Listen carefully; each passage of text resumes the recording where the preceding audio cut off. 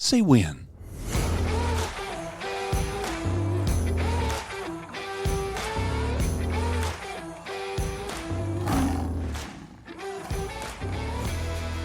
Hey guys, welcome back to Unleashed. Remember, we are the Resistance. I'm Brent Henderson, and this is the place where we help men break free from the lies that have been keeping us stuck, and that goes for all of us. It's those things that maybe we get quiet about, we're striving, trying to fix, but we want you to step fully into who God says that you are. And that's kind of why we do this. So if this podcast helps you, I want to encourage you to subscribe, leave us a review, share it with someone who needs it. And if you want to support the ministry, you can do that at unleashed.men by clicking on the donate button. And it really, truly does help us keep reaching men right where we are. So, Kevin? Yeah. Really good to have you back, too. Hey, baby. I'm happy to be here. I know. I came walking and I saw your nice big Tundra. Yeah. Sitting outside, and I was jealous. It got a lot of miles on it. Does it? I mean, just this last 2 weeks. Yeah. I want to ask you about that in a second. Yeah. Here. You put, how many miles did you do the last week? Probably put on about 3,200. Oh, you did some driving. Yeah, it's the last 11 days, 12 days. Yeah, I left 2 weeks ago today. Yeah, that's like driving to Juneau. I mean, that's about the equivalent. But then you got to get back. Yeah, that's true. I've made that drive. Not a whole lot of fun. Well, man, Christmas is 4 days away. Yeah. Yeah, let's go. I love Christmas. I know. I do too. Today I kind of want to talk about, I love the peace of Christmas when you're sitting there and you get music playing and no technology is going and you got the lights of the tree and the fire crackling. And then the memories start to come in and you have these wonderful memories, but then somehow some begin to creep in. You're kind of like, and they're not bad memories. They're good because you're missing, maybe grieving like my parents are gone. You have that grief. It's a good memory, but it's hard because you miss them. So, yeah.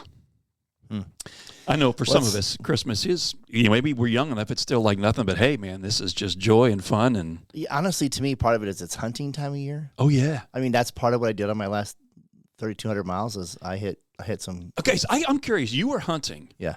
And last week, we had some pipes freeze up. The wind chill here got down to almost 30 below zero. Were you hunting in that mess? No. I was in Texas for that mess. It was like 65, 70 degrees. Okay, you're cheating. I was outside playing pickleball. It was great. No, I was in Missouri this last week and was hunting with a buddy of mine. It was great to be back up in the deer stand. Just fantastic. It'd been a few years for me. So yeah, I get up one morning and I see that there's a video of me. And I'm like, a video? Could you even hear me talking? Yeah, well, you were real quiet. I was like, hey, Brent, this is Kevin. I'm hunting deer. We're doing a podcast and the tree said, hey, guys, welcome back. Yeah. Welcome back to the roar. Say when. Yeah, and, it was private land. My buddy's got 30 acres out there, all wooded, so just absolutely Sweet. Perfect.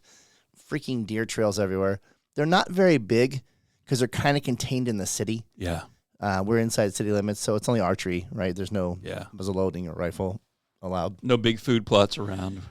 Yes, and so, we're positioned perfectly with the wind coming at us, and it was really cold. It was really cold, and I'm not a gloves guy. I don't care. I just refuse to wear gloves. And so, you're tucking your fingers and curling them up against your clothing and whatever you can do to stay warm. But, when you're hunting archery, it's not too big of a deal because you can kind of keep your hands. Yeah, but and the thing is you can't move a whole lot. No, not too much. So you're flexing underneath your clothing. You're flexing every muscle exactly you've right. got. Yeah, you're twitching and slowly moving. So anyway, saw a lot of deer. Most of them were 75, 85 yards away and, in all the trees and stuff. And anyway, there's a deer there that they nicknamed Seven. It's 4x3, tiny buck. The rack is the smallest rack I've ever seen for anything with 4 points on one side or the other. Just kind of like this little, isn't that cute? Right. But my buddy was like, hey, we need the meat. It'd be great. If you see it, feel free to drop it.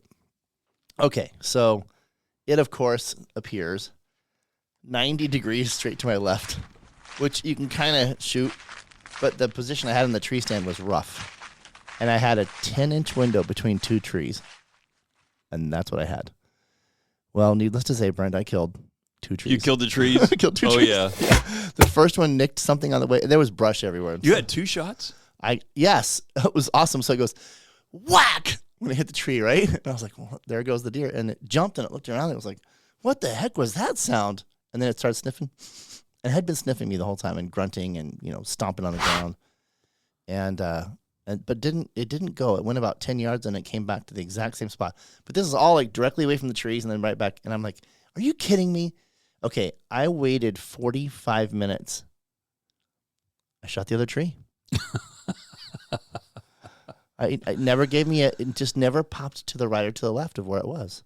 Oh, wow. And I was so mad at myself. I mean, it was a tough angle. Here's the news. I was like, I either hit the tree or I killed the deer. Like, you hear that whack? It wasn't, you know what I mean? Yeah. It wasn't like I was I wasn't like I was going to maim the deer. Yeah. I was either going to kill it or just hit a tree. Yeah. I'm like, well, that's safe enough for me. So I killed 2 trees. Sorry, guys. Not the manly man story today. Yeah, I hate it when that happens. When they get to blowing and stomping, and they've got inside their hooves, they've got an interdigital gland. And when they start doing that stomp, yeah, the theory is that it is putting down another smell that other deer around it go, hey, there's a warning something's here. And it's crazy. You can have a deer like that. I've done that where you shot and something happened and it hit a branch or something and they didn't get hit. And they will stand there for the longest time without doing anything. Just like, okay, I'm not going to move. Almost like I didn't move. I mean, almost like nothing happened to me if I'm right here. Right. If I'm exactly right here. So I'm not going to move anywhere. Yeah. But they can just stand. The only thing you might see is... I'll just say the second time I hit the second tree, it was like, I'm out of here. What kind of tree was it? At least did you take it home? Oh, gosh. Did you get your arrow? Was it too high? I could unscrew the arrow. Broadhead. That's all. Yeah, broadheads were deep. We're using fixed broadhead or expandable? Expandable on one and fixed on the other. Equal opportunity. Well, look, this is a little embarrassing. I only went out with 3 arrows because I'm good. Oh, yeah, you're right. Because you're thinking, how many times in a tree stand have I ever shot more than 3 arrows? Yeah, that's exactly I know what the I'm math. thinking. I get it. And then I was like, well, I'm down to 1 arrow. Now what do I do? And I'd cleared the forest with the second shot because it was like thwack, and they were like, everything was just gone. And then my buddy drives up like 5 minutes later in his truck, and he's like, did I hear you shoot at something? I go, well, what did you hear? He's right. Like, yeah. He's like, yeah, I heard a tree murmuring. Oh, he didn't hit anything either, but he did kill. I sent you a picture of the deer he killed. You did? I don't know, Friday or Saturday. I couldn't tell from the angle how many points were on it. 7 also, was it but it was 7? it was a wider rack. It wasn't like this little cute, right, like Christmas wasn't decoration. Rudolph. Right, he was young. right. Yeah. Anyway, by the way, I went pheasant and quail hunting, and we did have success. But not with a bow. So you can hunt pheasant with a bow, and I have before. Yeah. They have a special type of arrow. I forget what it's called, but has a cool name. But essentially, it has a whole bunch of feathers on the back end of it. I don't know if you've ever seen them or not, but that's how I used to hunt pheasant with a bow. So pheasant jumps. Flu-flus, yeah. So pheasant jumps, it only goes like 30 yards and drops straight down on the ground. I've done that before, and that's a blast. Yeah. But no, this time I was hunting with a shotgun out in central Kansas. That's something great for men's ministries. If you want to, when you got your men's groups together and you want something fun to do, get some bows, some traditionals, and get some flu-flus, and you can take these little like styrofoam targets and you throw them up in the air. Yeah. And you guys, because then you don't have to go very far to retrieve the arrow. You can just keep shooting them. It's fun. I never thought about doing that with men's ministry. That's a great idea. Oh, it's a ball. Anyway, I did that when I was a lot younger. I haven't done it for 20 years. Well, man, it is really good to have you back. I've been doing the last few on my own. Yeah, you did a great job. I listened to them. I thought they were fantastic. Great sound effects, Brent. Well done. It's amazing to get, guys getting things happening where they're listening closely and reaching out to me and saying, dude, I was a mess after, in a good way. I needed to hear that. Like the last one, I think, was like walking the trail from unforgiveness to forgiveness. Right. I had so many people come back and saying, I really struggle with forgiveness, and it's keeping me hostage because I'm staying angry. And, you can ask someone for forgiveness. They may never forgive you, but you're released. I think it's fair to say, Brent, that, and you're really good about this, I think, but just, again, for everyone to hear, it's not like you and I have this all figured out. We also walk the road from unforgiveness to forgiveness, I was sitting on the couch this morning. I was watching the highlights from the Steelers-Lions game. I'm a Steelers fan, so it was kind of a fun day. But a cardiac moment at the end. That was about, here's my heart surgery just, 3.5 months ago. And I'm going, is this a good idea to be watching the end of this game? But I was sitting on the couch this morning and drinking my coffee and watching the highlights. And I get a message from a guy who I know doesn't live near me. And we have some similar story background together, love for men's ministry and seeing guys change. We both love the outdoors, love hunting. And he's going through some really difficult times with one of the kids in his family right now. And I don't know what it is. It just seems like there are certain ages sometimes with our kids where they're trying to figure some things out. And so there can be a little bit of a wedge that can kind of come between you is, they have to spread their wings and fly. They have to learn how to be able to handle something. You as the adults trying to maybe help them and gently make them understand something. But the bottom line is they got to figure it out. And sometimes it works out well. Sometimes it gets really difficult. And for this gentleman, it just really was breaking his heart this morning. So I spent quite a bit of time going back and forth with him this morning, processing. I get it. I know it. And here's the thing I kind of wanted to go into today. It's really interesting we're talking about this because to me, fall, winter, I love hunting. Oh, yeah. And late season deer can be really fun because now they've slowed down and kind of isolated to either bedding or they're going to food plots. Yeah. So, yeah, you're cold, but now they're not running all over the place. Rut's fun because you're seeing deer you never see. But it's that time of the year when the hunting is kind of, you had Thanksgiving come in and you have some late season deer, and now you're getting all of your Christmas decorations up, you're getting all your Christmas presents ready and wrapped, and we've got them all under the tree. But something else really hit me, and you and I were talking about this kind of before we kind of turned the mics on. Christmas is a wonderful time, a joyous part of the year. And for some of us, sometimes it can bring back good memories, and sometimes they can be attached to kind of grief. I don't know what Christmas was like. What do you have when you go back and you think about your Christmases? Yeah. What are some memories you go, dude, this was like my best Christmas ever? It's funny, the Christmas I most readily remember, and I'm conscious of the fact that it could be just through stories told to me, right? Because I was 5 years older. Actually, I was turning 5 the next month. So it was 1973. And I got one of those plastic bowling kits, like you set up the little pins down the sidewalk, and you had your little black plastic ball, and they're not deep enough holes to put your fingers in. They're just like you can just grip it with your fingertips. When you were 4. That's right. Yeah. So anyway, that was just one of the best gifts ever, and I just loved it, and I just kept rolling and rolling and rolling. But I also remember at dinner time, and again, remember it could be stories told me, but it's fresh in my mind still today. My granddad was saying, this is 1973. He was saying, 74, Betty no more. 74, Betty no more. Betty was my grandma. And he was divorcing her the next year. She was at the table, Brent. When he's saying this? Uh-huh. At the table. My family was, I could tell my parents were deeply grieved, super bothered by the whole thing. I remember talking about it on the drive home. I had a sister who was 2 years younger than me, another sister that hadn't come along yet. And I remember my mom teaching me what divorce was on the drive home. Oh, yeah. From California. We would drive every year to California for either summertime or Christmas time or both. My dad was a teacher, so it was pretty easy to take a lot of time off and do those things. Anyway, so I'll never forget that Christmas. It was both a joy. It was also the last time we saw that house. That house was on the beach at Corona Del Mar in California. That property is like $30 million, $40 million today. I mean, on the sand.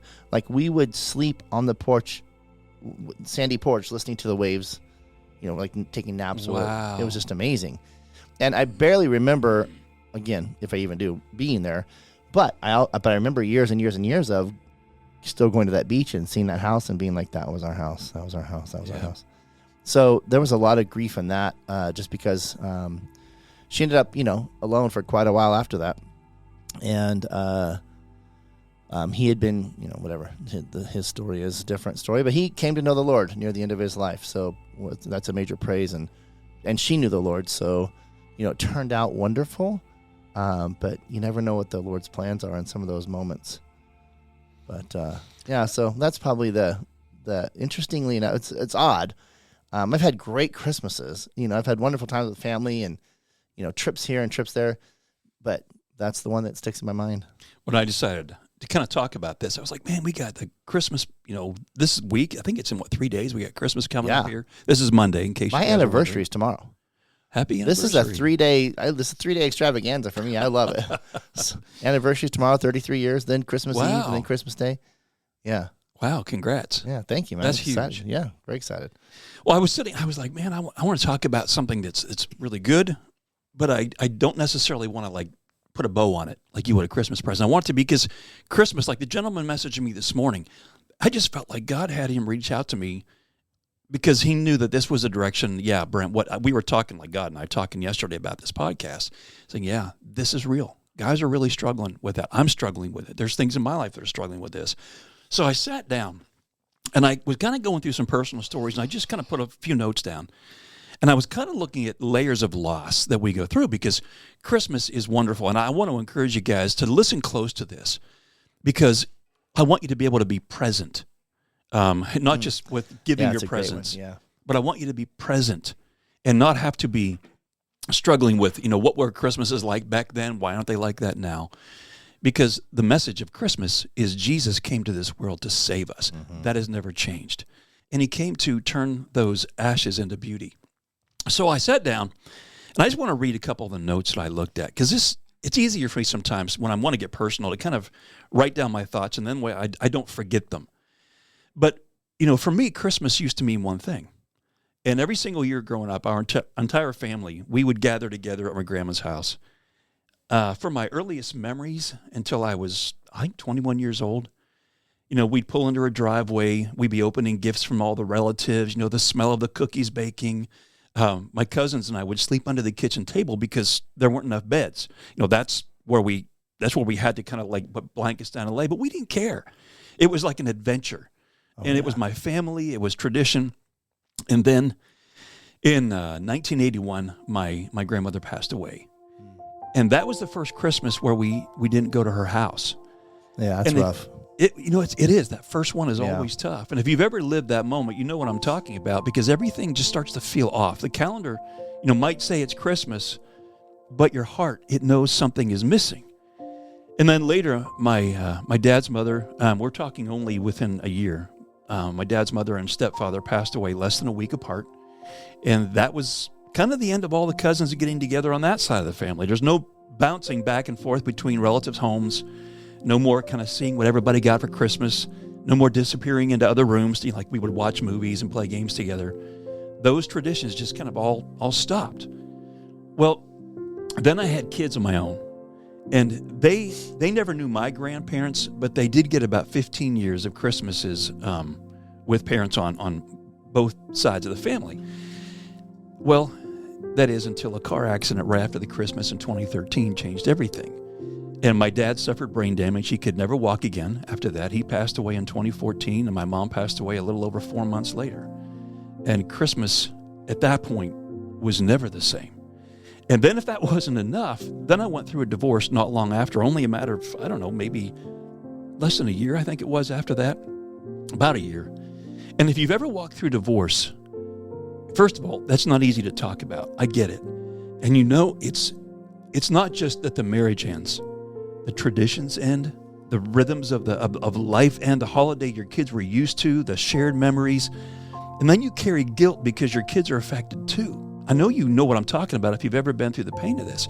And you wish you could heal their hearts, but you can't.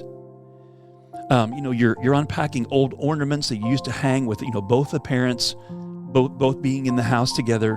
And everything begins to feel different because things drastically changed. You open boxes filled with memories that don't fit in your life anymore. And grief sneaks up on you when you least expect it, especially like we were talking about, sitting in the morning, drinking my coffee, looking at the tree or the fire. And some people, they can move forward pretty quickly through changes like that. Kids too. But some, they can carry anger or unforgiveness. And that gentleman that was messaging me this morning, that's something that he's struggling with right now within the family. And it breaks your heart. You don't know what to do with it. Some kids just numb out. But here's the truth that we don't talk about enough. Healing hurts. Healing takes time. And even when you move forward, there's still a hole. It gets smaller. It does. And it gets filled. Yeah. With the Spirit. But yeah, there's still a hole. I want to come back and say this very clearly. Like you just said, I've remarried. I've been married 8 years now. I'm very happy. I have 3 stepchildren. I'm grateful for my life today. But that doesn't mean that the pain wasn't real. Right. You know, you can't bury grief and expect it to disappear. And you can't treat your kids like they should all process that change exactly the same way. Right. They're not gonna. Yeah. Some kids embrace it, some fight it. You know, pretending that it doesn't matter, it only deepens the wound, especially for the child, because it was very, like you just said, you know, 73. Yeah. I mean, bro. What was it he said 50, again? 74, Betty no more. I don't even know how you, sitting at a table, go, what do we do with that? I mean, again, I was, like I said, almost 5 years old. I didn't have a clue. It just was weird to me because I saw the reactions of the family. My aunt was there. My uncle was there. They weren't married yet, neither of them at this point in time. Brother and sister, of course, to my mom. And it was my mom's dad. And, yeah, it was crazy. So, Brent, here's what I want to ask you. Because the question kind of becomes, how do we find peace and even moments of joy? Like you just said, the hole gets smaller. How do we find that at Christmas when the pain is still there? I love this question. And you know that phrase, joy comes in the morning? Oh, yeah. There's something to that we have to think about, which is, so what comes before joy? And it's the grieving process. It's the lamenting. So when you sent this over to me, I looked up a few Bible verses around just how the Bible guides us in terms of pain and hurt and etc., loss. And interesting, I'm not surprised at all, but interesting, I just came back with 4 great verses from Psalms. One is in Psalm 13, and then 23, and then 34, and then 42. But what it came back with was, in the first 2 verses, chapter 13 and chapter 42, is that it's okay. Listen, how long, O Lord, will you forget me forever? Talk about lamenting and freaking out. I would freak out if I thought the Lord had forgotten me. My tears have been my food day and night. Oh. Like if you've hurt, you know that phrase. Yeah. At the same time, Psalm 34, the Lord is near to the brokenhearted and saves the crushed in spirit. Psalm 23, even though I walk through the valley of the shadow of death, I will fear no evil, for you are with me. So there's no promise that we get to avoid valleys. None, right? But there is promise of his presence in them. And then I think it's also fair to say that, men, I don't give you permission to feel bad or to display your feelings. The Lord says it's good. Yeah. Jesus wept. Yeah. Right? And it's interesting where that happened, too, when you think about Lazarus. Yes. His buddy. He comes into town knowing what's going on. Yep. And he knows it's going to be a few days before he's going to raise Lazarus. But what does he do in the in-between? When everyone's grieving, he enters into the grief with them. Yes, Isaiah 53. And we talk about that oftentimes, usually around Easter time. But he was despised and rejected by men, a man of sorrows, and acquainted with grief. I mean, our society has done this, it's potentially Satan has done this amazing job of making us feel like we can't share or express that things aren't, peachy keen and rosy for us. Not that we would use those words. Well, I've said there's only 2 emotions that men are kind of given permission to do, and one is joy and one is anger. Yeah. Like the football game, I had both. Right? Yeah. But that felt masculine, so it was okay. But you start talking about getting teary-eyed because of some memories. Yeah. Well, guys are like, I don't know if I'm allowed to show that. Right. Or, you'll never see me cry. That's too bad. Yeah, because if I cry, that means they have power over me. No, it means you love them. Yeah, it means you have power. Yeah. Yeah. I was rough. Sitting there talking to Stacy, and I was talking about, this thing with Lazarus. And what was so important was because I was sharing some memories with her, feeling the loss. Sometimes it can be lost with your own child. Sometimes it can be with your parents that are gone, whatever. And she was just listening to me. And that's what Jesus was doing with the people before Lazarus' death. He was present with them. And I think one of the best ways, because here's the thing about grief. My pastor for years, Keith Wooden, you know Keith. Oh, yeah. he said to me, one time he goes, Brent, you're one of the best at untangling unhealthy thoughts, emotions, and actions. He says, you can do it really quick. You can help others do it. And this was after the loss. Actually, it was the loss of marriage and the grief that I was going through. Yeah. And he said to me, he said, Brent, grief isn't something you can just untangle. Grief is something you have to walk through. Yeah. It takes time. You can't just go, well, here's the formula to get past it. Yes. And you know what the formula most guys use is? Just bury it. Yeah. But when you bury it, you carry it. It's right. That's exactly right. And so as I was thinking about this, and Lazarus being present for them, what was Stacy doing that was helping me? She was listening. She was giving empathy. I'm so sorry. And he was even touched. Maybe she would grab my hand or put her head on my shoulder or just grieve with me, get teared up with me. And sometimes one of the greatest things we can do to help someone walk through the grief, let them tell their story. Because if, like you said, if you bury it, you carry it. But when you can talk about it and get it out, there's a way that there's just something that happens when we process with someone else. Yes. And it really, the whole goal with that is to be able to say, here's what I'm feeling. Because if you do not process what you are feeling, you are like a pressure cooker. And that pressure cooker, if you don't turn that valve and let some of that pressure out, it's going to come out in anger. You're going to blow up somehow. Yeah, process allows progress. Yeah, that's a great. Yep. I'm going to write that down. I mean, I just came up with it, so you can have it. Process? Process? No, you can't remember what you said. I do. Process. Oh, yes, allows progress. Yeah. Allows progress? No, I think it's... Well, we'll have to listen to it later. See what I said? Yeah. Yeah.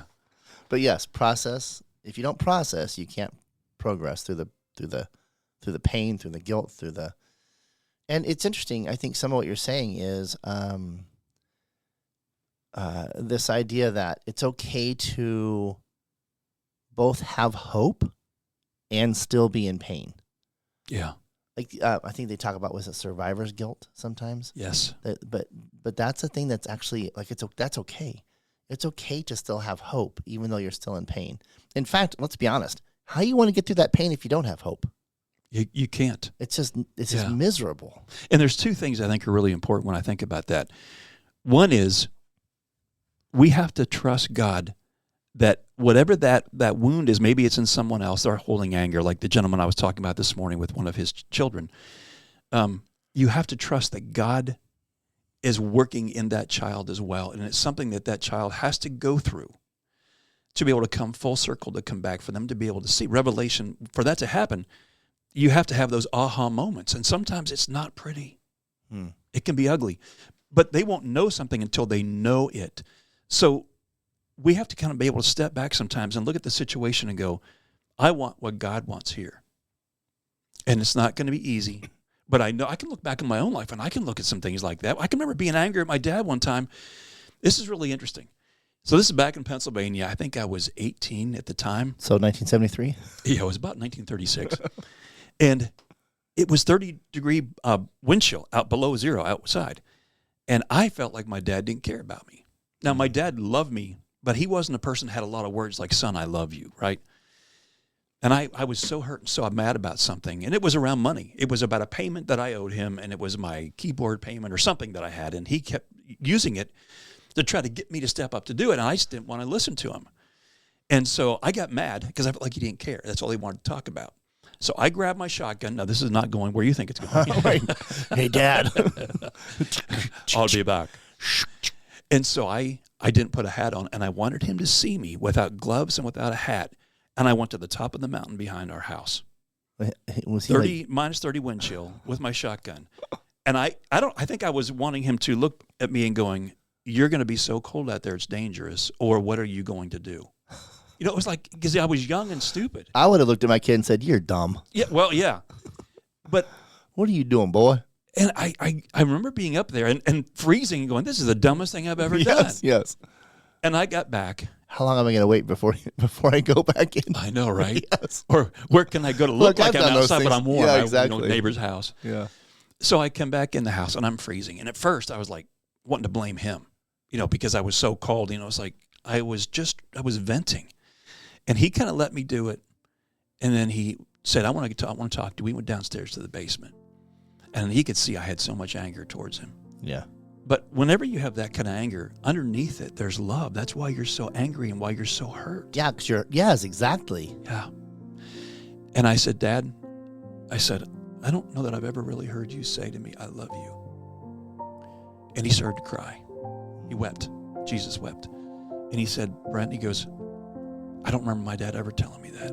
My dad was a good man, but he was always out in the barn working on cars. You know, he worked on the highway. He was never there. And he began to tell me some of his stories from growing up. And all of a sudden, I understood why he was the way he was. So it wasn't that he didn't love me. He didn't know how to communicate those words.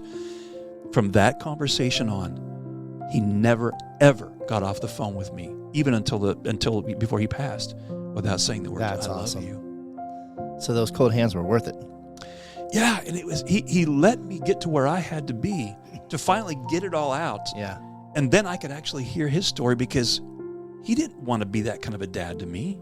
Yeah. It's what he knew. Yeah. And I think that's for so many of us out there as dads. You know, maybe the way that things happened to us when we were parented, we kind of the cat's in the cradle, right? Yes. But this is a good moment to pause and to remember that where your pain is, Jesus moves into that with you. He grieves with you. And so rather than maybe staying angry at one of our kids or someone close to us, we have a way of being able to go, you know what? They're going through a lot right now. Maybe it was because of the pain of a divorce. Maybe it was through death.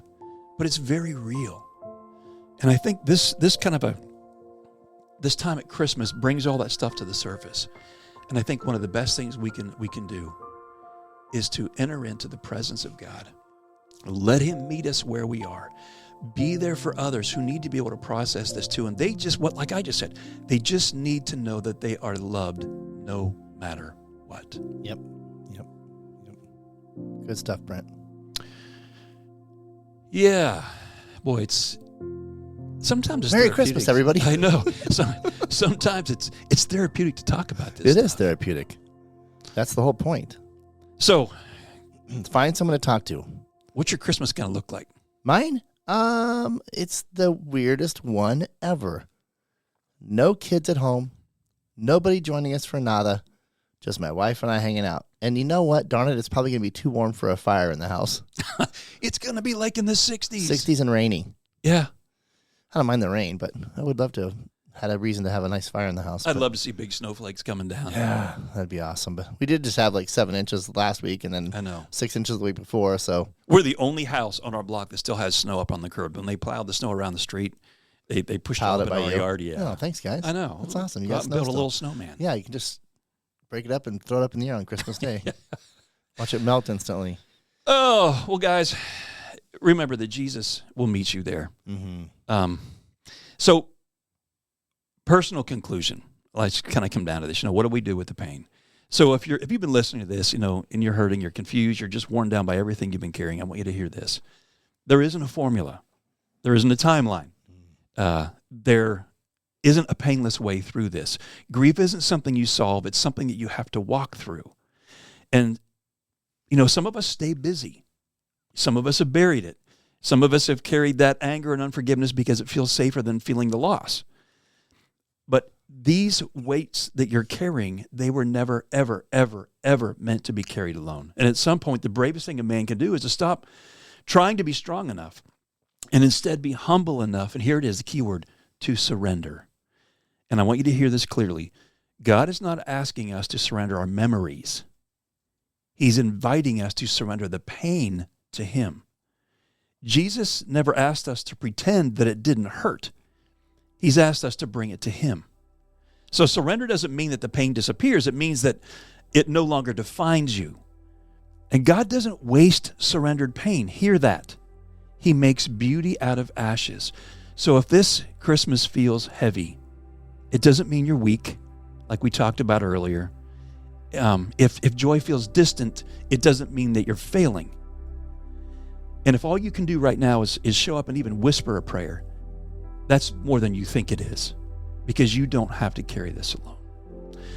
Father God, we just want to bring you this pain we've talked about. It's right before Christmas, and we could have done a podcast that was all fun and games and everything else, but I know that right now, all of us, we have a lot of memories. Some we we want to hold on to those because we don't want to think about the other ones, but underneath it, we don't know what to do with some of the difficult memories.